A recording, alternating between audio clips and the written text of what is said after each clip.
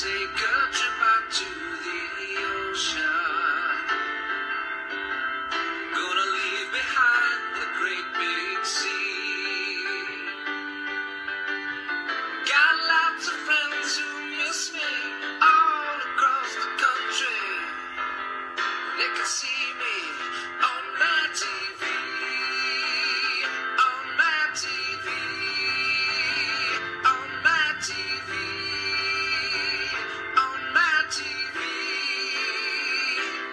MattTV is recorded in front of a live audience. It is, Joe. It certainly is. Hello, hello, hello. Welcome, welcome, welcome. And thank you. Thanks for making your Valentine's Day Eve a part of my Valentine Day Eve here on the west coast of British Columbia. 1 minute after 5, and I'm only going to be in here for a few moments. Hello, Brother Jeff, Mom, Krista, hello. I'm just going to be in here for a few moments because, well, the Olympics are going on. The Olympics are happening, and I'm pretty sure coming up at 5:30 in less than 30 minutes, I believe it's the men's half pipe final. So I will be inside checking that out, as I'm sure you will be too. So if you're joining me live, welcome to the broadcast. If you're watching me tomorrow morning, drinking coffee at a later date, it's all greatly appreciated. It certainly is. Okay, just let me refresh my MattTv Facebook page, and we are off to the races. Just a few notes, just a few observations from the last 24 hours. I've been having some fun coming in here at night, late nights, and just going to my own personal Facebook page. And I've talked with, last night I was talking with Aaron in Jacksontown, split screen on my Facebook page. And the night before that I was talking with Nick in Illinois. So I'm just loving the technology. I love the fact that all I have to do is swipe on my iPhone, invite someone to join the program, and if they so choose, if their makeup is anything like mine, they might be a little hesitant. I know the lighting in here is not that great either, but I am in my garage in White Rock, British Columbia, and my name is Matthew. My name is Matthew, and this is MattTV, and we do it on Facebook Live really whenever the mood strikes me, which is why I say, if the audience is here live, that's greatly appreciated, but you can watch when you want. You can come and go as you please. There is absolutely no obligation, no money-back guarantee. There's a guarantee that you may learn something. You may learn something today. So how is everyone? How is everyone doing? How is everyone getting ready for Valentine's Day? Are you ready? Okay, here I am. I know there may not be a lot of people in here tonight. I know, like I said, it's the Olympics. It's pretty exciting. I believe right now Canada has 7 medals. I believe we have 2 gold, which is nice. I don't know if we have the opportunity to add to that total today. It is 5 o'clock here, so it's 10 o'clock in the morning.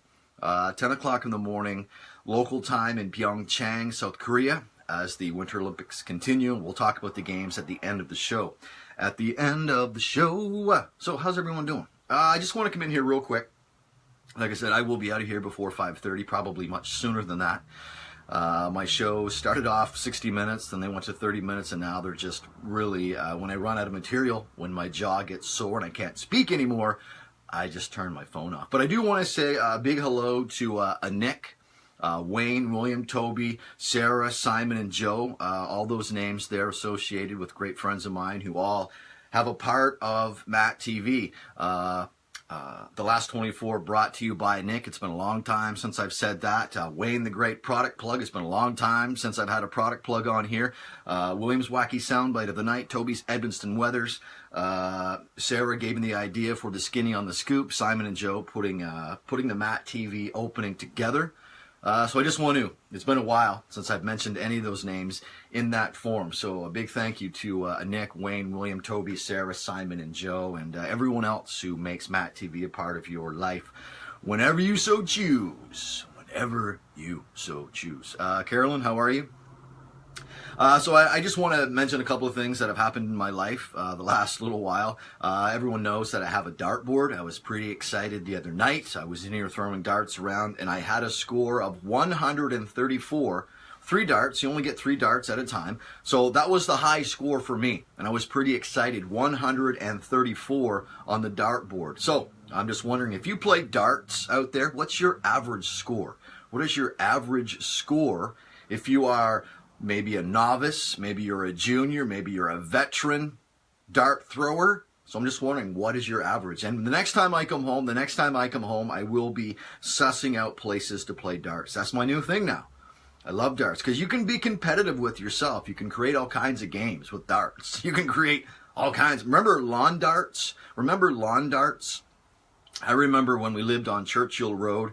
I don't know if it was lawn darts. No, it was actually, we had a bow and arrow. Someone had a bow and we had a bunch of arrows and we were shooting the arrow straight into the air. And seeing who was going to be brave enough to stay out there longest in the yard, knowing full well that what goes up must come down. James, how are you, my friend? That was always a fun game. The games the kids have nowadays, you know, they're pretty tame. When you're tempting fate by standing in a yard knowing that there's an arrow with high velocity and gravity is bringing it back to earth. But I'm getting off track here. Darts, 134. 134. I just want to give a shout out to all those individuals who work below ground. And what I mean, when I go into the city, when I take SkyTrain, all those individuals that are working below, there's no sunshine down there. So to all the subterranean workers, thanks for doing what you're doing, because if it wasn't for you, there would be no one to man the shops. I think I'm losing my voice. To man the shops so people could get their stick of gum, their local paper, before getting on the train and leaving all that stuff on the train. But I guess you create a job for the janitor who has to clean that train every night. So it's the circle of life. It's a gross, disgusting circle of life when it comes to garbage. But anyway, again, getting off track. Thank you so much for all the subterranean workers, and that may be really politically incorrect to call you that, but you do work, you are a worker, and you are subterranean. So hats off to you. I mean, no offense. No offense. 7 minutes after 5, and I got a pretty good ramble going on here. I'm just going to be in here for a few more moments, then I'm going to step out and make some homemade pizza, watch the Olympics with Kaya Moon, going to watch some snowboarding. I know there's figure skating. I got a text from Pyeongchang, South Korea, and their Olympic Committee. I think another alpine event may have been postponed due to the high winds. I didn't read it, but I'm assuming that's what it is, because it was talking about the alpine, and high winds in the alpine have been a problem. There's been a few events that have been postponed and moved back, and I don't work there, so I don't really know the ins and outs, but that's just my assumption, and I think it's a pretty safe assumption. A couple of nights ago, I was out for a walk. And just as I was going into this park, a vehicle pulled into their residential driveway, and I could hear a young girl's voice, and that was it. But as I looked over, I could see that she was clearly with her mother. And I want to tell you what this girl said. All the girl kept repeating was, "Did you get all of your stuff out? Did you get all of your stuff out? Did you get all of your stuff out? Did you get all of your stuff out? Did you get all of your stuff out? Did you get all of your stuff out? Did you get all of your stuff out?" You get my point? I heard that same phrase at least 50 times from the moment that car door opened until they made their way into the house. The mother said nothing. That was, I don't know what was more bizarre, the fact that this girl just kept repeating the same thing over and over again, word for word, 50 times at least. Or was it more bizarre or more amazing that the mother said nothing? Maybe she had her earbuds in. Maybe she was having a conversation. She may have been texting. I don't know. It was dark. But the mother said nothing. Moving right along. Went into the city today. Went to get on the bus. To go from here into the city on a bus, it's like $2.85. I had my change out, ready to go. Ready to part with my 3 cents. Or my $3. Ready to part with my $3. And I get on the bus, and the whole thing was covered in yellow plastic, out of service. So when was the last time you were expecting to pay money, knowing full well that you had to pay money to get the service and it was out of order, but you were allowed to do it anyway? I guess maybe the only thing I can think of would be a bus. Anyway, so that was like 3 of my favorite words today, out of service. Good stuff. Really nice day here today on the South Coast. Beautiful day here. The high clouds are rolling in.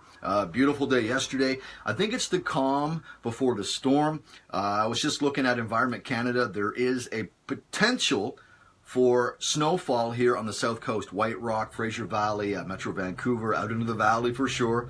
So that'll be interesting. But the good thing is I don't have to shovel. I don't have to shovel. Just a couple of other things. 10 minutes. I've said so much. I've said so much here in the first 10 minutes, but I'm almost nearing the end.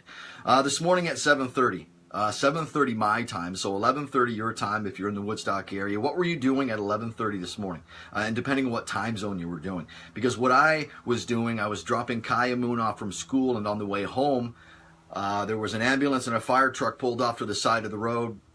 People attending a situation, and there was an individual in a sleeping bag. They weren't moving.